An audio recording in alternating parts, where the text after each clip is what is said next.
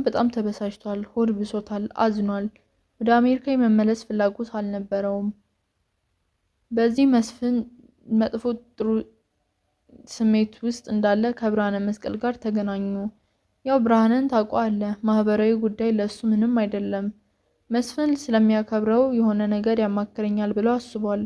የደረሰበትን መገለልና ብስጭት ዘርዝሮ ነገረው። ብርሃነ መስቀል ግን ከምንም ሳይቆጥረው ዝም ብሎት የጉባኤ ዝግጅት ስራውን ይሰራል።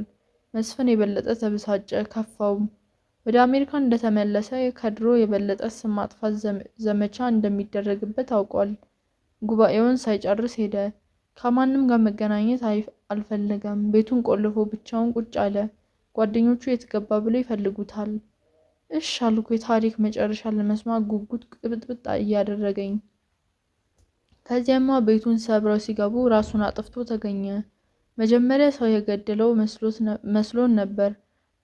ማስታወሻው ምናምን አልተውም። በኋላ ግን ከአንድ ቀን ቀደም ብሎ ሲመለከተው የነበረውን ፊልም አልዘጋውም ነበርና ሲያዩት የሱፍ አበባ ወይም ሰንፍላወር የሚል ርዕስ ያለው ፊልም ሆኖ ተገኘ። የሱፍ አበባ ማለት ታውቅ ይሆናል። አንድ ሻን ጎህ የሚባል የዳች ታዋቂ ሰዓሊ ለአንድ ስዕል ስራው የሰጠው ስም ነው። በጣም ዝና ያተረፈ ስዕል ነው። ሰዓሊው ግን በረሃብና በችግር ሲሰቃይ የኖረ ነው። በመጨረሻ የህይወትን ፈተና መቋቋም አቅቶት ቫን ጎህ ራሱን በራሱ ገደለ። መስፍን ያየው ፊልም እንዲህ የዚህ ሰዓሊ የህይወት ታሪክ መሆኑ ነው። ታሪኩ አሳዘነኝ። የሱፍ አበባ፣ የሱፍ አበባ። ሰዓሊው ሞቶ ከተረፈው ነገር ሁሉ በተለይ የሱፍ አበባ እንደምን መረጠ? አሰብ አድርጌ ክፍሉን ልጠይቀው ስል ኢሳያስ ትልቅ ጥራዥ ይዞ መጣ። አገኘሁት ብሎን ተቀላቀለን። የሱፍ አበባ አልኩ ለራሴ ሳይታወቀኝ በውስጤ ከአንዳች አይነት አደጋ ጋር እያያዝኩት። የሱፍ አበባ። ክፍሉ ጥራዙን ከኢሳያስ ተቀብሎ ገጾቹን እየገለጠ በንባብ ስምጥ አለ። ባገኘሁት አጋጣሚ ጆሮዬን ወደ እነዘሩ ሻምበል ሞገስ ውይይት ጣል አደረግኩ። ውይይታቸው በቀላሉ የሚቋጭ አይመስልም። አሁን በትግርኛ ስለሚነጋገሩ የገባኝ ነገር የለም። ሶስቱም ግን በተናገሩት ቁጥር ሻለቃ መንግስቱ የሚለው ስም ሲደጋግሙት ተሰማኝ። ይሄ ጣበኛ ሻለቃ የሁሉም ራስ ምታት ሆነ ማለት ነው። ከነዘሩ ትኩረቴ ተመልሼ ቀና ስል ከኢሳያስ ጋር አይን ላይን ተገጣጠመን። ወደ ላይ ቤት አብረን እንድንመጣ በአይኖቹ ጠቀስ አደረገኝ። ራቅ ማለታችንን የፈለገው ስራ ስላልነበረን የራሳችንን ጉዳይ እንድናወራ ፈልጎ እንደሆነ ገመትኩ። ወደ ደረጃው አመራን። ሸዋዬ ማብሰያ ክፍል ውስጥ ነች። ከእሱ መኖሪያ ቤት እንደገባን ብቻችን መሆናችንን አረጋግጠናል። ኢሳያስ ድምፁን ዝቅ አድርጎ ወሬ ጀመረልኝ። ሰመሬ፣ እነዚህ ደርጎች ዘርኡን ምን እያሉት እንደሆነ ታውቃለህ? ወደ ጆሮዬ በጣም ተጠጋ። እረ አንድም ቃል አልሰማም። ምን እያሉት ነው? የመረጃ ዘንጎቼ ከመቅጽበት ቀጥ አሉ። ደርግ ውስጥ የአመራር ቀውስ እየተፈጠረ ነው ብሎ ጀመረ። ቀውሱ በመሲኦን በመንግስቱ ኃይለማርያም ጥምረት ምክንያት የተፈጠረ ነው። አብዛኞቹ የደርግ አባላት ደርግ የሆነ አይነት ርዕዮተ ዓለም እንዲኖር አይፈልጉም። ይህን የጠሉትን ነገር መሲኦን ይዞባቸው ስለመጣ ቅሬታ አድሮባቸዋል። ይህ መሆኑ ደግሞ ደርጉን የዳር ተመልካች አድርጎታል። ለዚህ ቀውስ ተጠያቂ የሚያደርጉትም ሻለቃ መንግስቱን ነው። መንግስቱ ደርግ ማግለሉ በአንድ በኩል ለስልጣን ግብግቡ ነው፣ ጥሩ ነገር ነው። በሌላ በኩል የመሲኦን ድጋፍ ከደርግ መንግስትነት ጋር ማጣጣም ከቻለ ወላ ደርግ ራሱ ኢህአፓ አብዮቱም ጭምር አደጋ ላይ መውደቃችን ነው አሉና እና ኢህአፓ ምን ያድርጉ አለ። በመጨረሻ የመስማት ጉጉት ጥድፍ አደረገኝ። ሻለቃ መንግስቱ እንደምንም ተብሎ መገደል አለበት ነው የሚሉት። እሱ ከተወገደ ደርግ ያለምንም ጥርጥር ኢህአፓን የግንባር ጥሪ ያቀርብለትና መኢሶን ያሰናብታል። ስለዚህ የኢህአፓ አመራር ሰውየውን ለማስወገድ ትኩረት ይስጥ፣ እንዲህ አድርጎ የኢትዮጵያን ህዝብ ጥያቄ መመለስ አለበት ሲሉት ሰማው ብሎ ኢሳያስ ሲጋራውን ማቅ አደረገ። ኮልድ ብለድ ስኪሲን ግን እንዴት ይሆናል? መፍትሄው አድፍጦ ወይም አድብቶ ግለሰብ መግደል ነው የምትለኝ? ጆሮዬን ማመን አቅቶኝ በደመነፍስ ጠየቅኩት። ኢሳያስ ጭንቅላቱን በአዎንታ ነቀነቀኝ። በድንጋጤ ዝም ብለን ስንታይ ክፍሉ ታደሰ በደጃኔ መኖሪያ በኩል ብቅ አለ። ወደ ኢህአፓ ማዕከላዊ ኮሚቴ ስብሰባ ለመሄድ የተጣደፍኩ ነው። 10 የእጅ ሰዓቴን አያለው። ከምሽቱ 1 ሰዓት ላይ ለሚጀምረው ስብሰባ ከጧት ጀምሬ ሳወርድ ነው ቀኑ ያለፈው። የኮሚቴው ድምጽ ያለው አባል አይደለሁም። የተዘጋጁ ሀሳቦችን ግን ማቅረብ እችላለሁ። ወገቤን ጠበቅ አድርጌ በብርሃነ መስቀል የጋራ ግንባርና በዘሩ ክሽን የከተማ ትግል ሙግቶች ላይ ሰይፌን መዝጄባቸዋለሁ። ሰዓቱ መድረሱን በጉጉት የምጠብቀው ለዚሁ ነው። ኢሳያስ ትላንት ከነ ክፍሉ ጋር እንደወጣ አልተመለሰም። ሐዋሳ ለ1-2 ቀናት እንደሚሄድ ነግሮኛል። በሆነ ምክንያት ካልሄደ ግን ስብሰባው ላይ እንገናኛለን። የምንለያይባቸው ቀናት እየጨመሩ በመምጣታቸው ቅር ብሎኛል። ምን ማድረግ ይቻላል? ለድርጅቴ ሲባል ብሩክቴንስ አሰናብቼ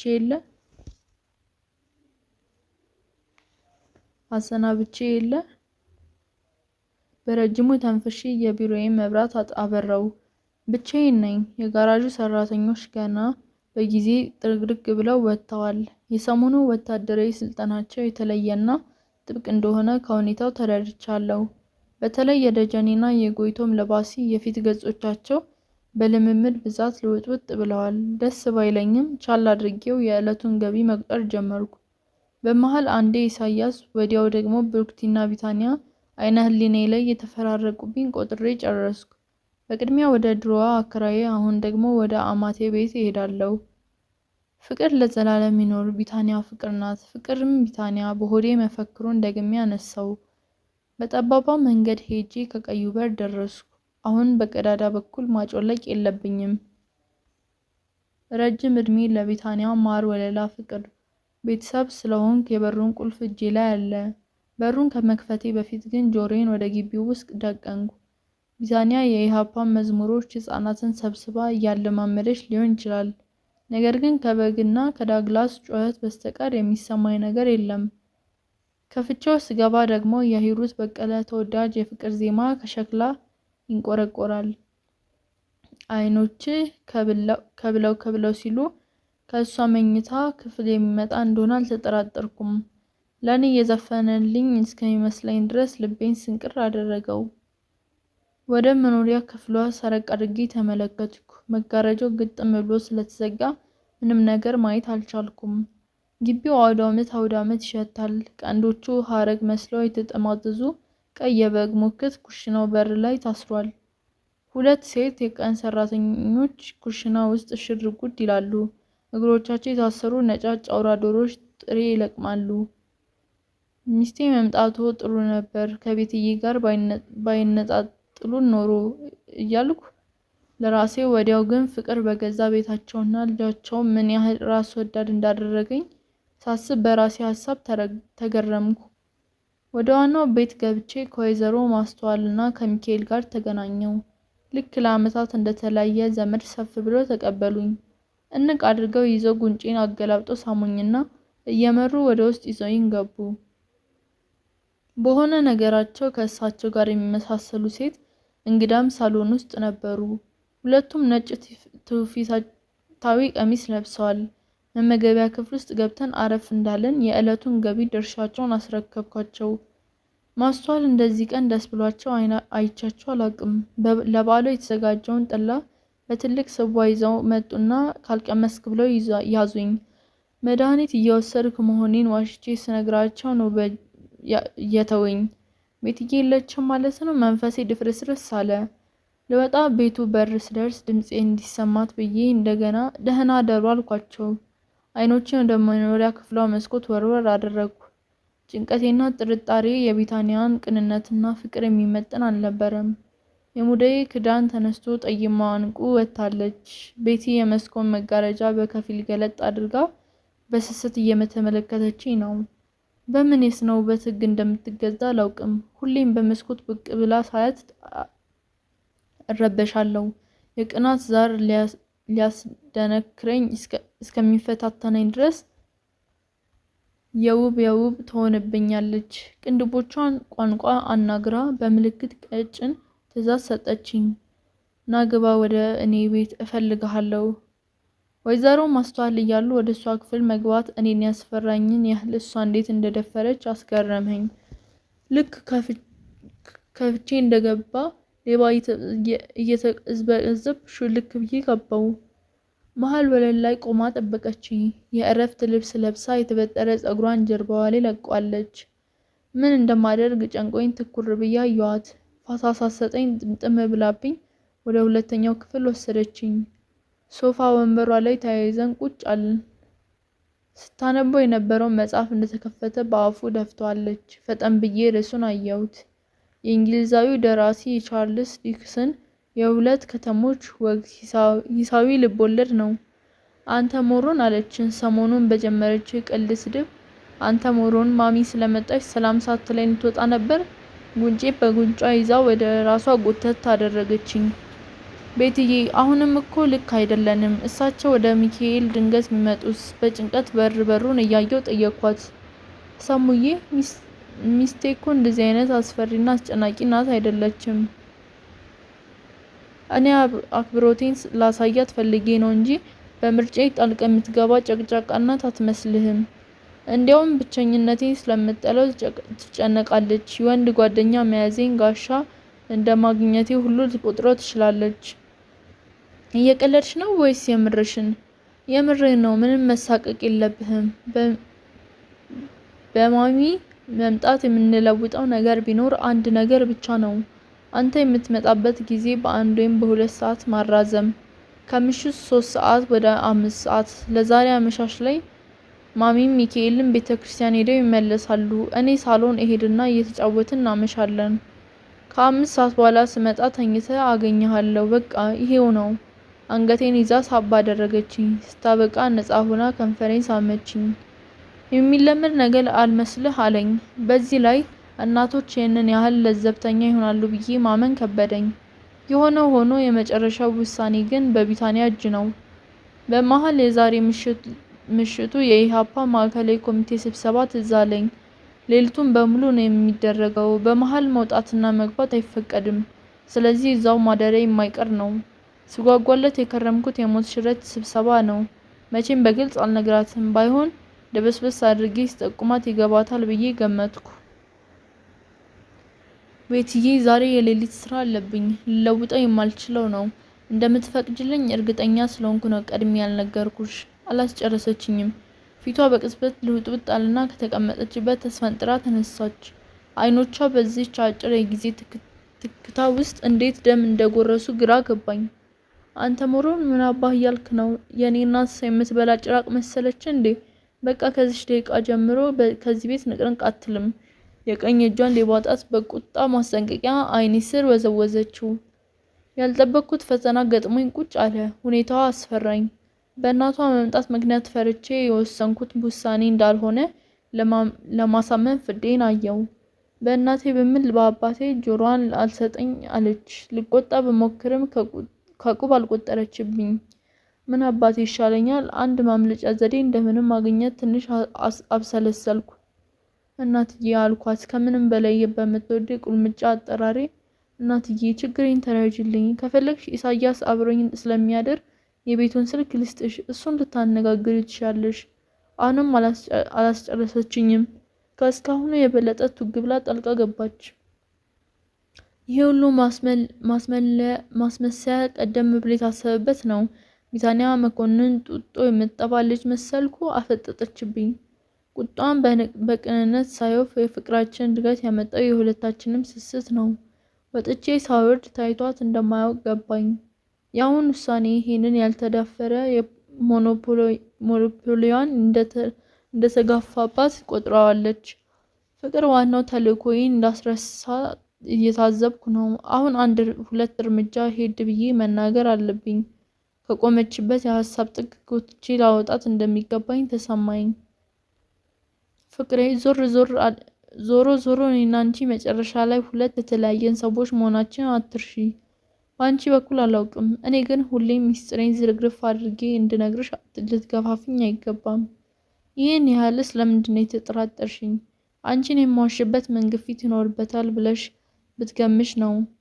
ትክክለኛ ጊዜ ሲደርስ በምታውቂው ሚስጥር ነው የሚሄደው።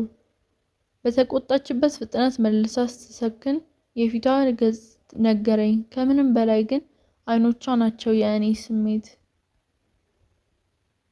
በዚያ ምሳሌዎች አሁን ትክክል ባልሆነ መንገድ ቢሆን በኢህአፓነታችን ትዝ ብሏታል። ቀና ብላ አየችኝ። ምን አባ ነው ታዲያ እንደዚህ ብለህ ለመናገር አፍህን የዘጋ? ደረቴ ላይ ልጥፍ አለች። ፈቃዷን የገለጸችልኝ በአንድ ዙር የከንፈሮች ፍትጊያ ነው። ቅር እያለኝ ተለይቻት ወደ ጋራጅ ሄድኩ። ጉለሌ የደረስኩት ላንድሮቨሯን በጎጃም በረንዳ በኩል ነድቼ ነው። የማዕከላዊ ኮሚቴው ስብሰባ በኢንጂነር ኡስማን ስም በተመዘገበ መኖሪያ ቤት ውስጥ ነው የሚካሄደው። አካባቢው ስደርስ ምሽቱ ገፍቶ የጎዳና መብራት በራ። አንድ አነስተኛ ግሮሰሪ ስደርስ ወደ ቀኝ ታጥፌ 500 ሜትር ያህል ወደ ሰፈር ውስጥ መንዳት አለብኝ። ከዚያ በፊት ግን እዛው ግሮሰሪ አጠገብ በነበረ ምግብ ቤት ውስጥ ቀጠሮ ይዣለሁ። በሁለት ምክንያቶች ዮሴፍ አዳነን ወይም ኡስማንን ማግኘት አለብኝ። ከሰሞኑ የጋራዥ ገቢ የኢህአፓን ድርሻ አስረክባለሁ። ወደ ስብሰባው ስገባ በጓሮ በኩል የሚያስገባኝ ኮድ የሚያውቀው ዮሴፍ ነው። ሆኖም ምግብ ቤት ውስጥ ከአንዲት አስተናጋጅ በቀር ሰው የለም። ገብቼ ለስላሳ አዘዝኩ። አስፋልቱ በመስኮት በኩል በደንብ ይታየኛል። በዛሬ ስብሰባ አንድ ነገር መስራት አለብኝ። የሰሞኑ እልሄ መጣብኝ። በዚያ ሐሳብ መሃል ቀይ ቮልክስዋገን የግል መኪና መታ ምግብ ቤቱ በር ላይ ቆመች። ሾፌሩ በደንብ ይታየኛል። ጸጉሩ በአጭሩ የተቆረጠ ሆኖም ትከሻው ከበድ ያለ ነው። ነጣ ያለ ካኪ ጃኬት አንገቱ ቆልፎ ለብሷል። የቀኝ በሩ ተከፍቶ አንድ ሰው ወረደ። ሰውየው በጎፈረ ጸጉር ላይ ኮፍያ ጣል አድርጓል። በደንብ ሳየው ዮሴፍ አዳነ እንደሆነ አረጋገጥኩ። በሾፌሩ በኩል መጥቶ እጅ ለእጅ ከተጨባበቁ በኋላ ተሰነባበቱ። ይህን መኪናዋ ወደፊት ተንቀሳቀሰች። የቮልሷ ሾፌር ማንነት ዮሴፍ ባለፈው ምድር ቤት ውስጥ የመጣ ጊዜ የነገረኝ ሰው መሰለኝ። አዎ ማን ነበር ያለኝ? የነገረኝ የኮድ ስሙ እልም አለብኝ። ዮሴፍ ወደ ምግብ ቤቱ የሚያመጣው ደረጃ ወጥቶ በረንዳው ላይ ተቀመጠ። በመስኮቱ በኩል ስለተቀመጠ ጭንቅላቱ ይታየኛል። ወዲያው ዞር ብሎ ወደ ምግብ ቤቱ ገልመጥ ሲል በእጄ እዚህ ነኝ የሚል ምልክት አሳየሁት። አላመረው ቀድሜ የመጣው መስሎኝ እኮ ነው። እንደዚያ እንዳሰብክ ገምቻለሁ። ያመጣኝ ሰውዬ አይተኸዋል? ባለፈው ከቀይ ባንዲራ ቡድን ጋር ባደረግነው ውህደት ጆይን ያደረገን ሰው ነው። እኛ ጋር ፋይናንስ ኮሚቴ ውስጥ ተመድቧል። ሻለቃ ሽታዬ ደስታ ወይም በኮድ ስሙ ገዙ ይባላል። ላስተዋውቅ ነበር ያመጣሁት። ያልደረስክ መስሎኝ ተላለፍን። በደንብ አይቼዋለሁ። የጊዜና የቦታ ቀጠሮ ከሰጠኝ እኔው ራሴ እተዋወቀዋለሁ። በዚህ ተስማማን። የሰሞኑን ገቢ እንደ ዘበት ቆጥሬ ሰጠሁት። በላንድሮቨራው ተሳፍረን ረዘም ያለ የጠጠር መንገድ ሄድን። አንድ ጸጥ ያለ ከድሮ ጣውላ የተሰራ ትልቅ ግቢ ስንደርስ ወረድን። ምሽቱ ገፍቶ ደንዘግዝ ስላለ ሰውን በማየት መለየት አይቻልም። የግቢው ዋና በር በፊት ይሁን በጀርባ አላውቅም። ዮሴፍ ቀድሞኝ ሄዶ የጣውላው በሩን አንኳኳ። በተመሰጠረ ኮድ እንደሚያንኳኳ ገብቶኛል። ማን የሚል ድምጽ ለአመል ያህል ከውስጥ ተሰምቶ በሩ ተከፈተ። ትልቅ ብርድ ልብስ የተከናነበ ዘበኛ ብቅ አለ። ተራ በተራ አይቶን ከፊት ለፊት ተጠግቶ የቆመውን ዮሴፍን በሹክሹክታ አናገረው። ግቢው ውስጥ ስንገባ ከወጪው የባሰ የጸጥታ አዘቅት ተቀበለን። በጀርባ በኩል አልፈን ወደ ቤቱ ፊት ለፊት ሄድን። በጎን በኩል ከሳጥር የተሰራ ባዶ ጋራዥ ውስጥ የተቀመጡ የሁለት ሰዎች ጭንቅላት አይኔ ውስጥ ገባ። በቤቱ በረንዳ በሸራ ተሸፍኗል። ወደዚያ እየሄድን እያለ የኮድ ስሜ ከጀርባዬ ዝቅ ባለ ድምፅ ተጠራ። አላምረው። ዞር ብዬ ከማየቴ በፊት የማን ድምፅ እንደሆነ ወዲያው ለየሁት። ኢሳያስ ነው። ከመስክ ቀርቷል ማለት ነው። ጨለማው ስለተቀመጠ በደንብ አይታየኝም። ሄጄ ስቀላቀል ክፍሉም ተፈራም አብሮት ነው። ክፍሉ የኢህአፓ ማዕከላዊ ኮሚቴ አባልና የደህንነት መዋቅሩ ኃላፊ ነው። ሁለቱም ሲጋራ ያጤሳሉ። ሄጄ ስቀላቀል ክፍሉ ተነስቶ ሳመኝ።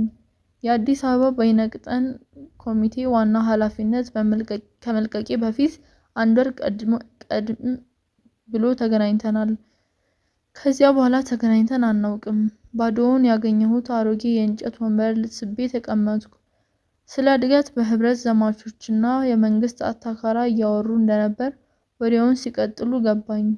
ክፍሉ አሁን ሁለታችንም ስለ ቀውሱ ይነግረናል። ደርግ የዘማቹን ልዩ ልዩ የፖለቲካ ጥያቄዎች በጥቅሉ ብሔራዊና አብዮታዊ ኃላፊነት የጎደለው ተግባር ብሎ ወንጀሉ በቴሌቪዥን ማሳየቱና በሬዲዮ ማስነገሩም አልተገረምኩበትም። ያናደደኝ ግን በሬዲዮ የተነገረበት አኳኋን ነው አለ። እንዴት አድርገው አስተላልፈውት ነው? ኢሳያስ ጠየቀው። ያቺ ብሩክታይት የምትባል አለብላቢት ጋዜጠኛ አለች። ራሷ የጻፈችው አስመስላ ዘማቾቹን ስትወርድባቸው አመሸች። እኔማ ለምን እንደሆነ አላውቅም፣ ገና ድምጿን ስሰማው ደሜ ይፈላል። ክፍሉ ተፈራ በንዴት ሞለጫት። ኢሳያስና እኔ ተያየን። ነፃነት የሌለው ጋዜጠኛ ጽፈው የሰጡትን ማንበብ ስራው እንደሆነና ብሩክታይትም ከዚህ ውጭ ልትሆን እንደማትችል ኢሳያስ ቀለል አድርጎ ጠቆመው። ጥቆማውን ተከትሎ ግን ክፍሉ ሌላ ያልታሰበ ዱብዳ ዜና ይዞብኝ መጣ። አይ ጤነኛ አይመስለኝም። ሰሞኑን እዛ 4 ኪሎ አካባቢ የተከፈተ ተራማጅ መጽሐፍ መደብር በተደጋጋሚ አያታለሁ። በኋላም መኢሶንን ሳትቀላቀል እንዳልቀረች አንዲት የምታውቃት ልጅ ነገረችኝ። መልእክቱ በእኔና በኢሳያስ ላይ የተፈጠረው ድንጋጤ ክፍሉም አልታየውም። ኢሱ ጉድ ፈላ። ቀና ብዬ ሳየው እሱን በተረበሸ አተያይ መልሶ አየኝ። ብሩክታይት ስራ የገባችበት የመጽሐፍ መደብር ባለቤቱ የመኢሶን ነው። ጅማ ሄጄ ከተለያየን ወደ የተፈጠረው ለውጥ መሆኑ ገባኝ። በዝንባሌዋ ብሩክቴ ፖለቲካ በሚገባ ትረዳለች። ይህንን ሳስብ እንደ ቀልድ ጣል ያደረገችልኝ ወሬ እንደ ወረንጦ ድንገት መጥቶ ጠቅ አደረገኝ። ከመኢሶን መስራቾች አንዱ የሆነው ዶክተር ፍቅሬ መርዕድን በታላቅ ወንድሟ ምክንያት እንደምታውቀው ነግራኛለች። ያኔ ግን ፍቅሬ የሚለው ስሙን ከመኢሶን ጋር አገናዝቤ አልተረዳሁትም። ድንጋጤ አካሌን ጨው አደረገው። የቀድሞ ፍቅረኛዬን መኢሶን ጠለፋት ማለት ነው። ኢሳያስን በደፈረሰ ስሜት ውስጥ እንደውም ቀና ብዬ አየሁት። አላምድሮ ልትጠራጠር ፈልገ ነበር የሚል የቅሬታ መልእክት አይኖቹ ላይ ያነበብኩት መሰለኝ። ብሩክቲ ተራማጅ መጽሐፍት መደብር ከሰራሽ በትርፍ ጊዜያ ተቀጥራ እንደሚሆን ገመትኩ። ያ ማለት ደግሞ መኢሶን አባሉ ላልሆነ ሰው ይሄንን የሚያክል ሚስጥሩን ሊያሳውቅ አይችልም። የቤተ መጽሐፍቱን የመኢሶን ባለቤትነት ደግሞ እንደማያውቅ ተስፋዬ ደበይሳ ከ1-2 ወር በፊት ነግሮኛል። ከቀናት በኋላ እኔና ኢያሱ አለማየሁ ተልእኮ ተሰጠን። የደርግ አባል የነበረው የጌታቸው ማሩ ታላቅ ወንድም መለሰ ማሩን አገኘነው። ኢያሱ ስለዚህ ቤተ መጽሐፍት አነሳለት። መለስ ከነስሙ እንደማያውቀው ነገረን። እንዴት? ትዝ ሲለኝ ያኔ ደርግና መኢሶን ለካስ የጎሪጥ ነው የሚተያዩት። ተገርመን ተመለስን። ወይ ጉድ! ጆሮ አይሰማው የለ። ከኢሳያስ ጋር እንደገና ተያየን። አብሬያት በሆነ ኖሮስ በአንድ ነገር እርግጠኛ ነኝ። ብሩክቲ እኔን ሳታማክር እንደዚህ አይነት አወዛጋቢ ውሳኔ ላይ አትደርስም። መኢሶንን ተቀላቅላ ከሆነም የምር ከልቤ ማዘን አይቀርም። ቡልሽት። እየቆየው ስሄድ ቅልጥ አልኩ። አይምሬ ቀድሞ ፍቅረኛዬን ነክሶ አለቅም አለ። ከብሩክቲ ጋር ከወራት በፊት የነበረ ታሪካችን ሌላ ነው። አልጋ ላይ ተቆላልፈን በፍቅር ጨዋታ የምናብድ ፍቅረኞች ነበር። አሁንም የተለየኋት በጥል ወይም ፍቅሬ ስለቀነሰ አይደለም። አሁን ክፍሉ ተፈራ የነገረን ዜና እውነት ከሆነ መኢሶን የተቀላቀለችው ብሩክቲ እንግዲህ ይህች የድሮ የልብ ፍቅረኛዬ ነች። በመሃሉ ክፍሉ ተፈራ ሰዓቱን አይቶ ብድግ አለ። ለስብሰባ የሚመጣ ሰው በር ላይ ለማስገባት ሄደ። ኢሳያስ ወዲያው እኔ ጋር ጠጋ ብሎ አፉ ወደ ጆሮ ያቀረበ። ሰመሬ እውነቱን ንገረኝ፣ ስለ ብሩክቲ የሰማኸው ነገር በጣም ቅር አሰኝቶሃል አይደል? በቁም ነገር ጠየቀኝ። ኢሱ ምን ማለት ነው? ቅር ማሰኘት ብቻ አይደለም፣ አንገብግቦኛል። ምናልባት አንተ ወደ ጋራጅ እንድትመለስ የተፈለገበት ምክንያት ይሄ ሊሆን ይችላል። መለያየት እንደዘበት ነገረኝ። ነው እንዴ? ኢሱ አንዳች አይነት ደማሚት አይኖቼ ላይ የፈነዳ መሰለኝ። ከዛ ያለፈ ነገር መነጋገር አልቻለም። ዲሲፕሊን። የአንደኛችን አይን ከሌላኛችን ሳይነቅል የቪላ ቤቱ በር ከውስጥ ተከፈተ። ዲሲፕሊን። እንደ ካቴና ቆልፎ ያዘኝ። ጌታቸው ማሩ ከተከፈተው በር ወጥቶ ጣደፍ እያለ ወደኛ መጣ። ጓዶች ልንጀምር ነው፣ ወደ ውስጥ ግቡ። ኢሳያስና እኔ በፊት ለፊት በር ገባን። ስብሰባው የሚደረገው በቤቱ ሰፋ ያለ ሳሎን ውስጥ ነው። ጣሪያው መሃል ላይ የተገጠመው ጋን የሚያክል አምፖል ከስሩ በቀይ ወረቀት ተከልሏል። መብራቱ ደብዝዞ ደም የመሰለ ጨረር ይረጫል። ሰውን በቀላሉ መለየት አይቻልም። አራቱን ማዕዘናት የቤቱ ግድግዳ ተከትሎ ሶፋ ወንበሮች ተደርድረዋል። ሶፋው ስር የሶፋው ስፖንጅ መቀመጫዎች ክብ ሰርተው ተደርድረዋል። ተሰብሳቢዎች ሶፋውን ተደግፈው ስፖንጅ ትራሶቹ ላይ ተቀምጠዋል። ሄደን ክፍት ባገኘናቸው ቦታ አጠገብ ላጠገብ ተቀመጥን። ሁለታችንን ጨምሮ 13 ሰው ተገኝቷል። ሁሉም ማስታወሻ ደብተር ገልጦ ነው የተቀመጠው። እኛም እነሱን መሰልን። ለአመል ያህል ካቀረቀርኩበት የማስታወሻ ደብተሬ ቀና ብዬ ግራና ቀኝን ለማየት ሞከርኩ። በግራዬ በኩል የተቀመጠው ሰው ፈካ ያለ ቀይ ፊት፣ አፍንጫው ስር ጺሙና የጭንቅላቱ ፀጉር የጎፈረ፣ በደብዛዛው ብርሃን ውስጥ ሆኖ የፊቱ ገጽ ቅጭም አድርጎ መኮስኮሱ የሚታወቅበት ወጣት ተቀምጧል። ዝም ብሎ ወደ አንድ አቅጣጫ ብቻ ይመለከታል። ብርሃነ መስቀል ነው። ስለ ብርሃነ መስቀል የነገረኝ የድሮ ክብር ግንዛቤና አስተሳሰብ አሁን በቦታው ይኑር አይኑር እርግጠኛ አይደለሁም። በእርግጥ አክብሮቴ እንዳለ ነው። ያ የቀድሞ ተጽዕኖ ግን በውስጤ እንዳለ አይሰማኝም። ስለ ዘርኡና ተስፋዬ ደበሳም እንደዚያው ነው የሚሰማኝ።